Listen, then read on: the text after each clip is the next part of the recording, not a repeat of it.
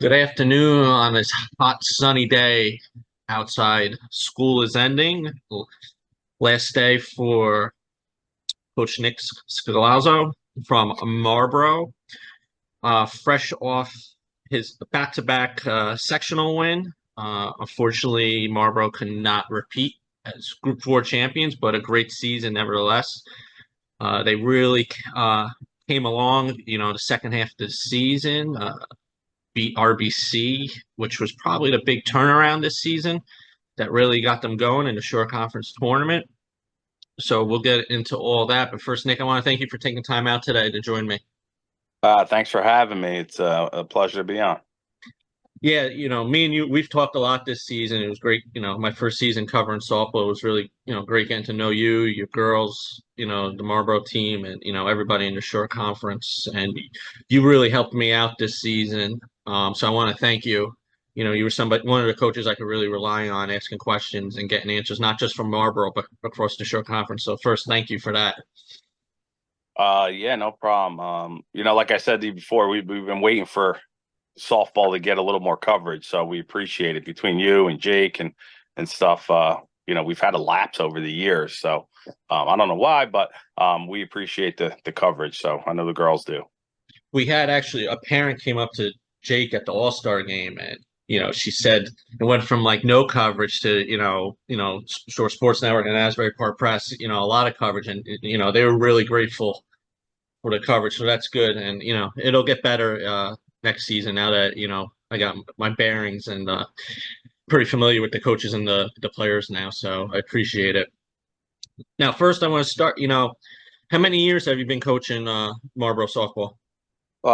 This is my just finished my 16th season at Marlboro High School, so went by fast. Yeah. And you're a teacher at Marlboro. How many years have you been teaching there? I've been teaching at Marlboro 16 years as well. Okay. So Health and you phys ed. so you started coaching there when you became a teacher there. That makes sense. Now, what got you into that field and to become a teacher? Well, I don't know. Now, well, obviously, always a sports guy. I played obviously high school ball and college for a couple of years, and just kind of deciding. Actually, my first major was elementary education, believe it or not. And then as I was going through, I just kind of realized, this wasn't for me. I actually started coaching at 18. I was coaching my younger brothers in their baseball travel ball. And in the summer when I would come home, and I kind of got the bug after that. And then from there, when I was my last couple of years of college, I started with middle school baseball, and just kind of fell in love with coaching, and from there moved on to high school baseball, and that's really where I got started with the coaching aspect. And as far as getting into softball, my first year teaching was 2002, so I just finished my 22nd year. I was at South Plainfield Okay. before this, and I was coaching. I was the head baseball coach at Denellen High School, which is where I went to high school in Middlesex County, small school.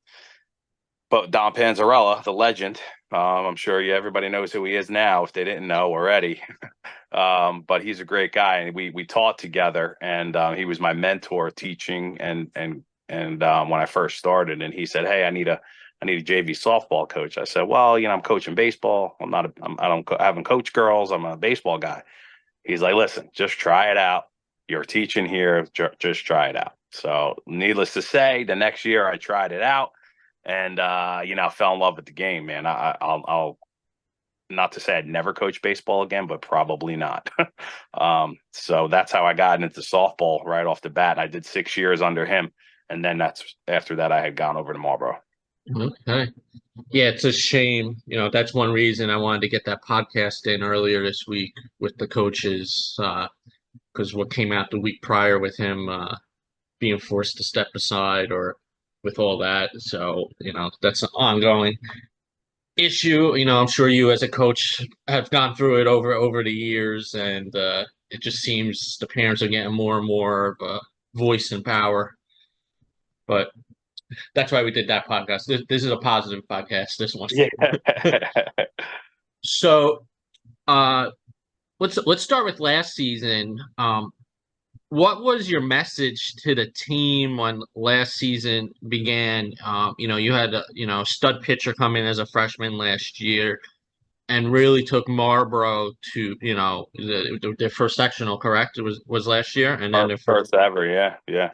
So and a good core of that team came back this season. You had a lot of good players. So what was your message when last year? When the season started, and then did it change at all once you got to closer to the postseason? Realize, did things change? Like, wow, this is really a special team. Uh, you know, uh, I think our message is always the same going into the season, right? We want to qualify for the Shore Conference tournament. Being 500, as you know now, is tough, Yeah. especially in the Shore Conference in the A North, which is very tough. Our schedule is just tough. So that's always number one. Number two, we always want to qualify for the section, um, and just try and better what we had done previously, right? Emily, I knew about Emily. I saw her a couple times, not many, but I never really knew about Emily. I didn't know what type of kid she was, what type of player she was going to be.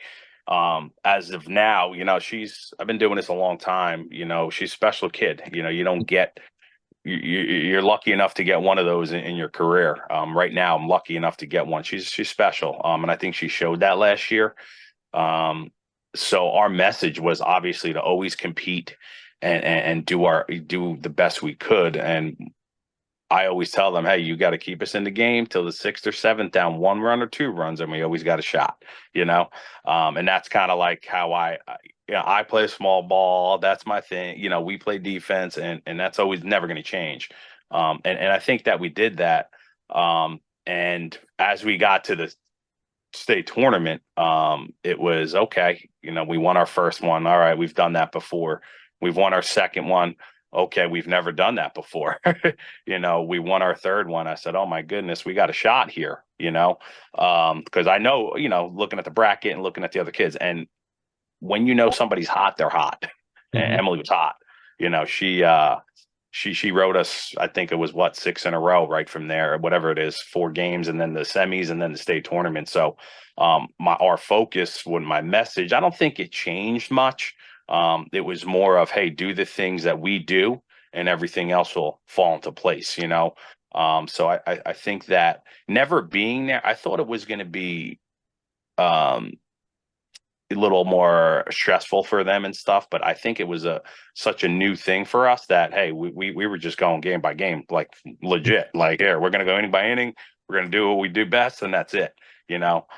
So our messages always come out and fight, and I think that's what we did all the way through. Speaking of Emily, just real quick, you said, special kid, it's different, seeing her, the talent on the field, but, being around your dugout, the mentality too, she wants the ball in the big spots and she doesn't shy from that. And that's special in itself. Yeah, it's I saw it this year. We we had Stephanie too, right? Stephanie was Yeah. our senior this year, and she did a great job. She had a great job this year. She went, I think it was 9-2, and Emily was out, and we used her and Bella Wolfing, this freshman, a lot, and they kept us hanging. And last year, same thing. Steph did her job. But yeah, when we had to get to the playoffs, it's a tough decision as a coach. Who do you go with? And you see that about that player, right? She's one, she's hot. Two, like you just said, she wants the spotlight, right? Not everybody can handle that spotlight, and she does. My assistant coach said it best this year in the sectional finals. Um, I think it was the second inning, and she did the same thing in Hillsborough, by the way. She loaded the bases, and I said, oh my God, Emily, like, and call timeout, talk to her, and I said, what your coach just said to me in the dugout was, I said, what do we do here? Do we take her out? She goes, you know what? Let her go. She thrives in these situations. That's what she does. And I said, you know what? You're right. Like, not everybody can. And I went out there and I told her that exact same thing. I said, you thrive in these situations. These are your types of games. And guess what? She got out of it, and the rest is history. So like I said, back to, is she special? Yeah, she's got a future. And there's some good kids, and then there's some special kids. I think she's one of the special ones. Glad she's wearing a Mustang uniform. Now you brought up Stephanie, how much does that make your job a little easier having a pitcher of her quality too? Because not a lot of teams they have, some teams don't even have one pitcher, and you're lucky where, Stephanie does a great job. And, to kind of throw teams off balance because she's a lefty and, to Emily being a righty, how much does that make I know it's tough come playoff time, who you're going to start, but make your job easier knowing you got somebody else that could come in and do the job. Yeah, I mean, it makes my job a lot easier. We had the lefty righty thing for sure, but also they're just two different style pitchers. Yeah. One, I think Emily's a little bit more of a strikeout kid, and Steph's a little bit more of a pitch to contact kid. And you know, it helps out a lot. Like putting one of them in there or the other one, it doesn't take away from us, I don't think. You look at the one game that really for me, for Stephanie, was Colts Neck. After we had beat RBC in the short conference, we went down there to Colts Neck, and they're a good team, and they're the 7th seed, and Sasso can pitch, and Steph, she pitched a 4-1 game. She did a great job. So that's it is, as a coach, and we got the DP rule. So one's the DP, the other one's pitcher. It's an easy switch, and we did that a lot this year. So for me, it was great. And then at no point, numerous times I brought them back in. Yeah. And I think you were at the SJV game. I think we went 2 innings for one, 2 innings for the other, 2 innings for one for the other. So, I think that helps us. So we'll see what happens next year. But it was definitely a good thing for us, because the days of having one pitcher are over in softball. Yeah. Yeah, you noticed that even, Colts Neck, he rotated his two pitch, as good as Sasso is, he didn't throw her out there every game. He gave her days off and rest because you don't want to use the kids either. Yeah, I mean, you can't. One, they're kids. Two, a lot of them are aspire to play in college. And, the other thing is these travel things. I don't know what's going on over there. So, Yeah. how many games are these kids pitching a day? I don't know, Yeah. And they don't really know if you ask them, or parents ain't going to tell you. So you want to make the best decision healthy wise for them, first. And there's no rest. Travel ball started literally the week after state. Same thing with AAU basketball starts. Right State. away. Yeah, so the state tournament was still going on. I think there was AAU tournaments. Yeah. Yeah. I think So that's the same with our sport too. yeah. It's different. Things have changed a lot from Now when I first started. I had Addison on, the podcast earlier this season, and she brought up that the players really wanted to win that state title last year for you, and brought up that you wrote each player individual message. Where did you come up with that idea, and what were the type of messages you wrote to each player? Um, so yeah, it was late night too for me. I guess it was a Saturday game, and I'm sitting in the kitchen. My cousin was visiting from Florida, my wife, and we're just talking, and I'm not getting much sleep, but I knew I was writing that letter a long time ago, 30 years ago, because when I was a senior in high school, we won the state championship in football, 1993, and first time ever for our high school, still, right?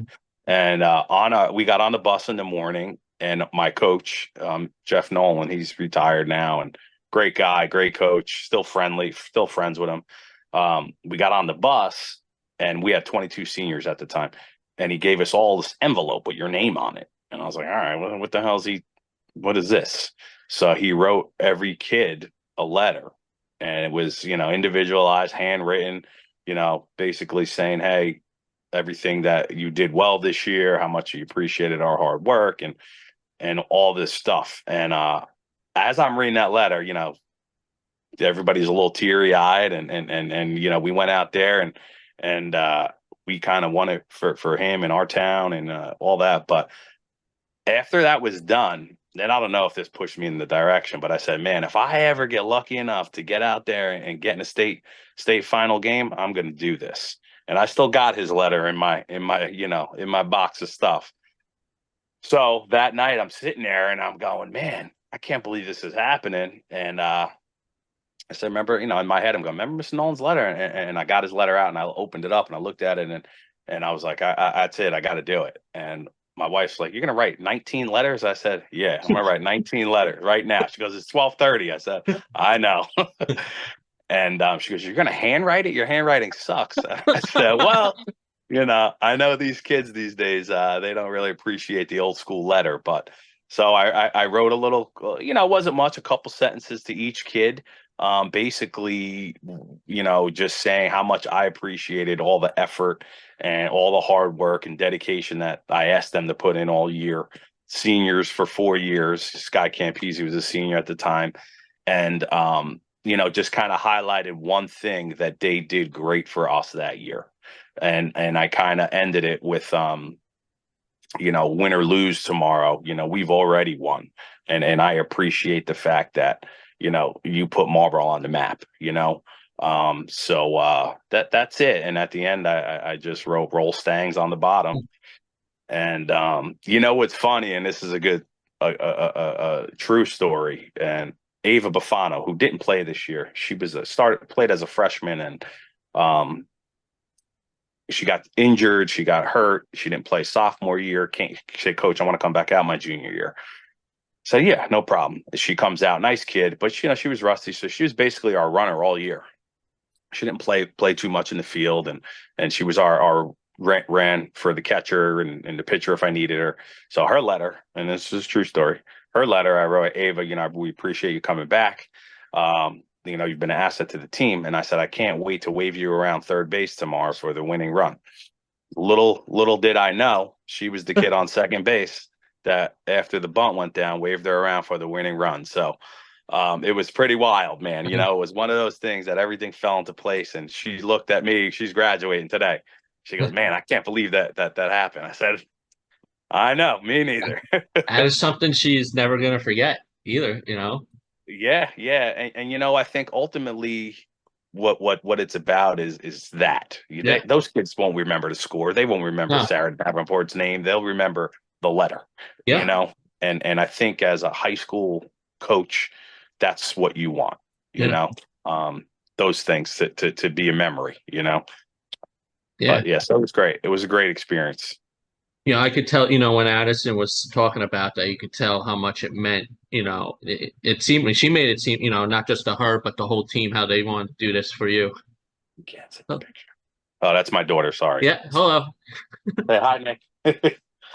I'm glad that she said that to you, because the kids, nobody knew I was doing it. Coaches, nobody. So maybe they were, they didn't really. They all like Campese was once, Coach, I'm crying on the bus. Why you do that to me? And I said, well, it wasn't meant to make you cry. It was meant to it wasn't even a motivational thing. It was just from my heart. Like it was just, this is how I feel about you guys, and I appreciate you. And I think that it worked, right? It did what it had to do. And I'm glad that it did mean something to them. I'm hopeful that they have that letter 30 years from now, Yeah, exactly. They might. So we'll talk about this season. Now, team starts off 0-3, but you played 3 teams that were in the Shore 16 all season from opening week. What was coming off state title, returning majority of the team, that could sometimes deflate a team a little bit, like, what's going on here? What was your message at, your team lost those first 3 games? I'll tell you what, it was you're coming in off that, and we got everybody back, right? Except for Campese, which I knew she was good. I didn't realize how big a loss she was. Not just the 40 RBIs and the 40 something hits. It was her leadership. It was her team, dude. Like, she was the nicest kid you'll ever meet, and just her presence was missed. So yeah, 0-3. I got to be honest. I think we came in a little cocky. I thought it was confident. It turned out to be a little, and not bad cocky. They should have been cocky a little bit, right? Come in, hey, you did your thing. We got everybody back. And I didn't like what I saw at that point. And be honest with you, we took everything away. They came in, we had a chain, we had, one of those big fan chains. We had a hat that Emily actually made a hat, and we were going to do all these things. We got music, and I came in to practice Saturday morning, I think it was, and I took the radio, took the hat, took the chain. I said, we're not getting nothing. And they're like, what do you mean? I said, oh, I talked to the captains the night before. And I said, this is what's going to happen tomorrow morning. I need you guys to have my back. And they said, you got it. They weren't happy about the music, but they said, no. I said, what? I said, this is it, man. We're a lack of focus. We're not doing what we need to do. I mean, we're going old school like we used to be, and we're gonna get back on track, and then we'll talk.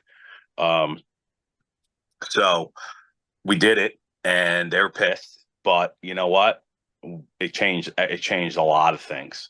And I think they respected it. And I said, I got the hat. You want to keep it? I'll hold it for you. Maybe next year. But, I think that was kind of knocked them down a little bit. Like, hey guys, no one's walking in here and saying, oh, you guys won the state championship. You're just going to win. I said, that's not going to happen, and I think that brought us back a little bit of, hey, we got to come out and fight every day. So it was a couple of weeks went by, and then the senior captains came in and said, hey coach, you think we could get that music back? And I said, you know what, you earned it. I forget, you probably know that, I don't even know, but we got a little hot. We won a couple games. Yeah. Our attitude, our effort, our overall being was different. So the music came back. The hat and the chain never came back, but the music. Now, you touched on it a little bit, playing in A North, you go up against Matty Boyce, Sasso twice, Riley Smith bursted onto the scene. And when I was putting together my stats for postseason stuff, every division had like 500 hitters, but A North, Wolfing was the highest hitter at 450, but you guys are seeing the best pitching every day. Do you think that helps come, state time and short conference time, seeing those great pitchers during the season twice? 100%. Whoever watches this, don't be offended, but I do think the A North is the best conference. And we see that tough pitching day in and day out. And if you look at the rest of our schedule, I try to pick up everybody I can. And there's no doubt that helps you, in the playoff time. Even those losses to Donovan Catholic, St. John Vianney, it gets us ready. And you've been in games, every game in the A North, most of the time it's 4-2, 2-1, 3-1. So, that makes you these young kids seasoned vets by the time we're in the playoff, So I think that definitely is the case. And I try to preach to our kids, it's not where you start, it's where you finish, right? I don't need to win 20 games. I'd rather win a sectional title than win 20 games. I'd rather win a state title.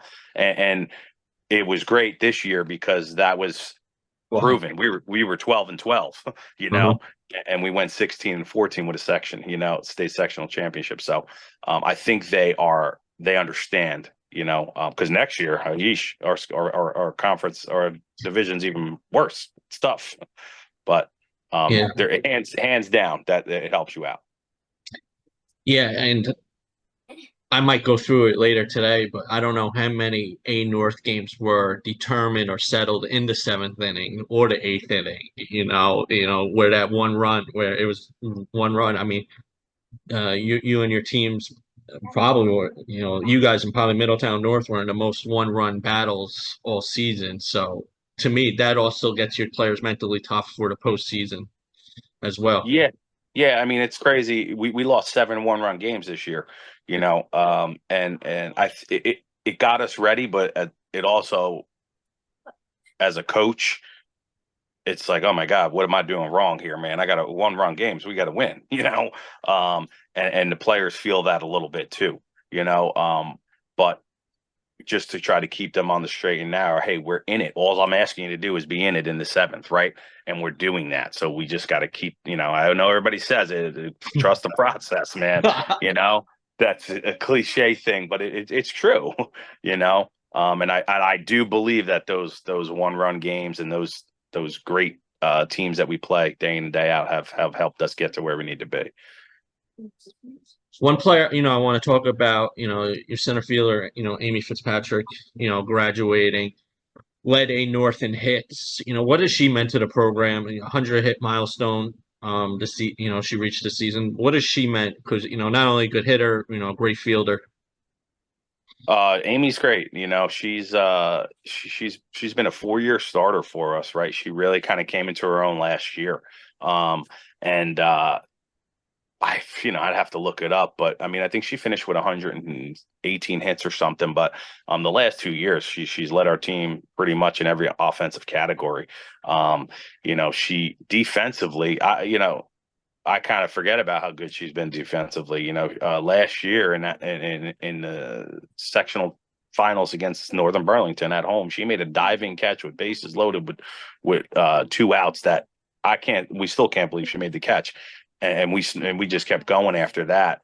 We're gonna miss her, for sure. And funny story about Amy, she's a freshman, and her mom calls me or emails me or something. Coach, I know my daughter's a freshman. I just want to give you, she's pretty good. I like to make, just want to say, hey, can you give her a look? And I was like, okay, and parents telling me how good their kid is, right? So, she played a little JV the first 2 scrimmages, and I was like, she's pretty good. Let me give her a shot, and I told the mom the same story, right? We laugh about it now, but she came up the last couple scrimmages, and that was it, and being in the A North, she didn't have 40 hits her first year. She didn't have 40 hits her second year, but she got progressively better and better and really took off junior and senior year. So I think that competition for her, just like everybody else, helps you just get better. Yeah. And she's going to go to college next year. She's going to Union College up in Schenectady, New York, I think. And she's going to be great, because of what she's done. But we're hopeful her little sister fills her spot. We'll see. There's another Fitzpatrick coming. She's a sophomore, but very similar type of player. So, but Amy, we'll miss Amy. She was fantastic. Another senior you're losing who did an excellent job at first base. Dylan Chan. Just talk, her and who's going to replace her at first, because she was a pretty good defensive first baseman over there. Really saw it in the Northern Burlington game at that final. I think she had a line drive hit right at her. She made the play and made a couple saves for 4 throws too. So just talk Yeah, about her. Dylan's gonna be missed, man. She's a great kid. She's one of our captains too. That kid I've known Dylan for a long time, since she's middle school too, and she has worked so hard that how proud I am of her and how far she's come is crazy. Freshman year JV, sophomore year JV, junior year to start the season JV, and not that not that I didn't want her to play. I just we're figuring things out, and she's I could see in practice she just looks pissed, and I'm like Dylan, what's up? What's because she's a super sweet girl. Mm-hmm. Coach, I'm just I really think I really want a shot. And I said so. We talked about it, and I gave her a shot, and her defense has been phenomenal. From when she got her shot as a junior, those first couple of games, and we worked in practice, and she's a hard worker. Never complains, never thinks that she doesn't need to work harder, and she did a fantastic job last year in the state finals game. The amount of we take for granted the picks that she makes. Yeah. We expect her to make them, and I yelled at her this year at Freehold Township game. And I said, catch the ball. And meanwhile, then I go, oh, man, that's a tough pick, Yeah. So I apologized to her after. I said, listen, the only reason I yelled at you is because I know you can make that play and I expect you to. But, she's like, Coach, I know. I should have made it. But she continuously works on that. And talking about the Northern Burlington game, like that week, we're in practice hitting a couple line drives through it, hitting a couple pop flies and working on using the fence. And in the Northern Burlington game, she did the same. She used her left arm to go to the fence and she caught the ball. And I brought that up at our banquet. She was actually our defensive player of the year and in the infield. And I said, to see a kid do something great that they worked on. Is there's nothing better than that, win or lose. So who's going to replace her? We don't know. We don't know yet. But she's going to be missed, man. She was one of those unsung heroes. I feel like that, quiet and just did her job, and that's what you need. Yeah, you need a good balance of leaders that are, boisterous, and then you need, the ones that just prove it on the field, that, the leaders on the field that don't sing. Now, the freshman, Isabel, led a North in batting, really good freshman year. She had a really good catch, I believe, in the Northern Burlington game too, Yeah, yeah. Just talk about, as a freshman, big spots, sometimes freshmen can get nervous, but she seemed calm out there, like, she knew she belonged. She's I knew about Isabella too last year, and she was a pitcher. I wasn't quite sure on how she hit and stuff. And when she came into practice the first day, and you look at her, she's a player, Yeah. Just the way she holds herself. She is all business, man, all business. She doesn't fool around. She don't, I mean, but a nice kid, but she works hard. And when you see, I think her not being nervous is just the confidence in her game, and she don't play the outfield. I asked her to play the outfield like a couple weeks before that because I needed her bat in the lineup. And I said, "Can you play the outfield?" Yeah. All right. Get out there. She's like, "Now?" I said, "Yeah." Because it was, I needed her bat in the lineup, and Yeah. I needed Emily's bat in the lineup, and I needed Stephanie's bat in the lineup. So she understood that. And she's just an athlete, and you put her in anywhere, she's going to do the job.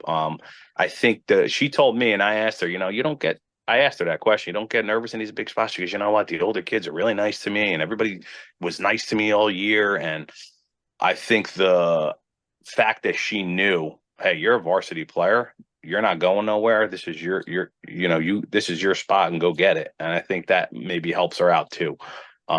So she fit right in, and she when she hits the ball, man, the ball jumps off her bat. So having her this year and for the next three is something to look forward to as well. You brought up having Stephanie's bat in the lineup. How big is it to have a leadoff hitter that, makes contact so much? And, if you need her to get the bunt down, she gets the bunt down. But, how much is that going to be missed next year, having her not in the leadoff spot? Yeah, we're gonna miss Steph too, man. I mean, Steph's another 100 hit kid, right? I think she had 115 or something like that on her career, and you know, she came in as a pitcher, right? And everybody, she's a pitcher, but the kid can hit. She can hit. She, you look at her numbers too. She don't strike out.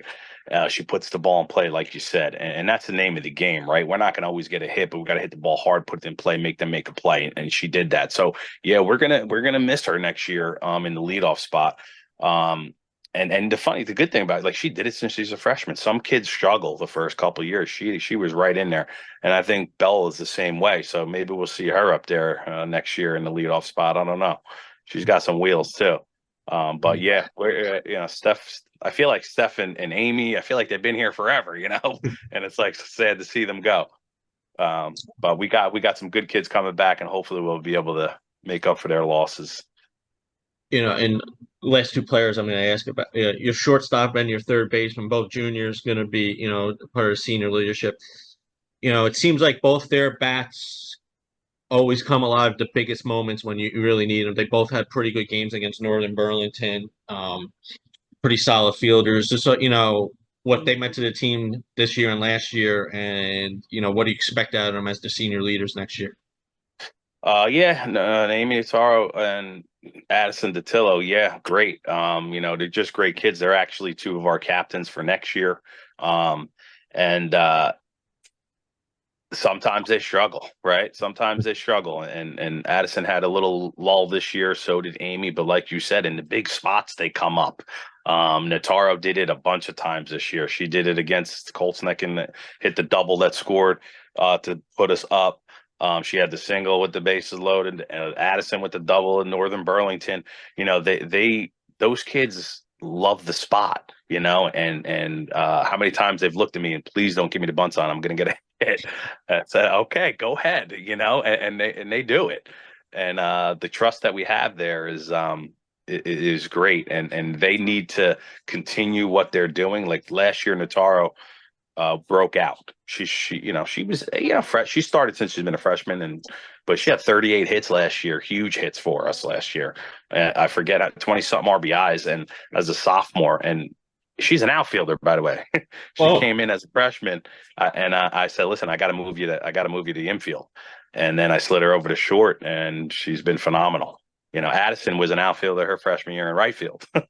And then we moved her to short third base last year, and she's just been phenomenal. They're great kids.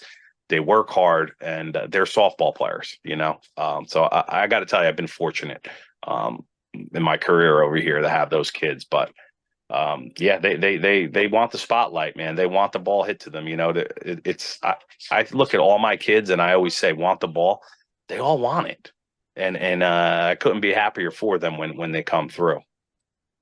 all right, I got two more questions for you, Coach. One, Emily was hurt to start the year, and you took your time getting her back into the thing, getting back into it. How hard is it to explain, to a teenage, I'm sure she just wanted to get right out there and go. How hard is it to, get the player understand, we're looking out for you, you'll get there. It's just we got to be patient getting you to, where you're 100% healthy too. Yeah, it's hard. We got a good relationship, me and her. She's she's a super great girl. And I think the thing that helped her the most is she is like the ultimate team player. If I told her she had to sit the bench every day because we were going to win, she might not be happy about it. She'd do it. That's just the type of girl she is. She loves the team. She believes in the team. She wants us to win. So I think that helped her, but we talk every day. Hey, how you feeling? I'm all right, and it got a little more, she knew that she wasn't ready, and we did a little bit in practice and she'd hit a little bit. And then we were in Florida, so she was able to hit, and then I'd run for her, and then she played the field a little bit. And then she did a couple pitching fastballs, and she looked okay. And it got a little harder though when she was like really close. I bet. She was like, she was like, Coach, I mean, I'm ready. I said, listen, you're not ready yet. Let me see what you can do in practice. And then we got her an inning, and she looked pretty good. I said, we're going to go 2 innings, and she was great with it. I said, here's the plan: 2 innings tomorrow. The next game, you're going to get 3. And if you feel good and nothing's wrong, the next game you're going to get 4. And she said, okay. And she was getting hit a little bit, because obviously 6 Yeah, months. And I said, listen, the next game you're going to get 5. And I would take her out, true to my word. It didn't matter what she was doing. And actually, it was before the RBC. I said, listen, are you ready to do 7? And she goes, yeah, I'm ready to do 7. And then, she was awesome. She trusted the process once again. But I think that we've developed a relationship of, she knows that I think these kids know, and I hope they do. Of course, I want to win, but I want to win the right way. I want to win the right way by playing the game right way. I want to win the right way by the kids. So I think that hopefully helped her along the way. Her parents, they're great people, and I know it was hard for them. It was a serious injury too. Yeah, yeah. And she right now, I mean, she's back, she's back, and she's hitting the travel circuit, and she's actually working out, and I couldn't be, I wish next spring was here already, because I think you're going to see her a lot next year, in And years to come. it probably felt good seeing her, her breakout game this season was against a lineup like RBC, so that really, made you know that, hey, she is back this season in stat Yeah, lineup. yeah, yeah. And honestly, of all the pitching, but there was a bases loaded, or the first and second bunt. They bunted a little bloop, and Emily came flying off the mound, caught it, turned and doubled the kid up, and did it all by planting on her knee. And I was like, she's ready, she's back. And that to me was bigger than even like all the 7 innings. I was like, oh my God, she's gonna go for it. And she was good. And the kid hits too. Yeah, You saw her hit in Northern Burlington, man. yeah. She's a player. She's a player. So, um, you know, I hope that she enjoyed herself. I think she did, and I knew it was tough for her. And I appreciate, like, I think I'm looking at some all shore stuff, and I'm glad that she got the respect that she deserves. Um, being that she didn't have the numbers because of the injury, but doing what she did in the playoffs, I Yeah, think was big for her personally, yeah. and obviously for you guys as well. So it was nice. Last question, kind of a tough question. When you end the season on a defeat, especially in playoffs, one reason high school sports is so good, you see the kids' emotions, upset. What was your message to the seniors that were graduating, after the last game this season? Yeah, that game was tough, right? Yeah, It was the message to all of them was, you know, one game doesn't define who we are, right? And I just let them know, and I told them this before the game as well. You know, win or lose, I'm just as proud of them as I was last year when we won the whole thing. You know, for them to do what they did this year in that stretch, and I reminded them of all the things they did. First time we ever made it to the Monmouth County Finals, first time we ever went to the semifinals in the Shore Conference, back-to-back state sectional champions. One game away from being back there. Things that they did, this game doesn't define them. Sometimes it's tough because when you lose that game, you almost forget about what you just did last week or a couple days ago. So Mhm. I focused on reminding them what they did. Hey, you won a state sectional championship again. You know, um, so that was my message to them. We put it all out there on the line, and they asked for me. I asked them to do a lot. I think nothing, not a lot, but we practice and we're there, and we need good attitudes, and we need good body language, and they need effort, and it's every day. I expect it. So I really just thank them all for that, and the seniors for 4 years of that. And really, as a coach for doing this for 20 something years, I couldn't have asked for a better storybook ending the past two seasons. So, like, for me, I just told them thank you for letting me be on the ride too. you Yeah. know, because it was something special and something that'll, hey, you've been doing this a long time. I try to tell the kids this may never happen again, Yeah. ever. How many you how know, many athletes don't get to go through something like that? Like what? more than do, right? Yeah, More than do. And we're gonna try our damnedest to do it again. yeah, yeah. But it's All right. Well, Coach, I appreciate you taking time out today. It was a great season for Marlboro. Can't wait to see, next season and get out into the field. Yeah, no, Nick, thanks a lot. I appreciate it. Like I said, thanks for all the coverage. The girls appreciate it. I appreciate it. And we'll see you out there next year. Yeah, absolutely. Thank you guys for joining me and enjoy your summers.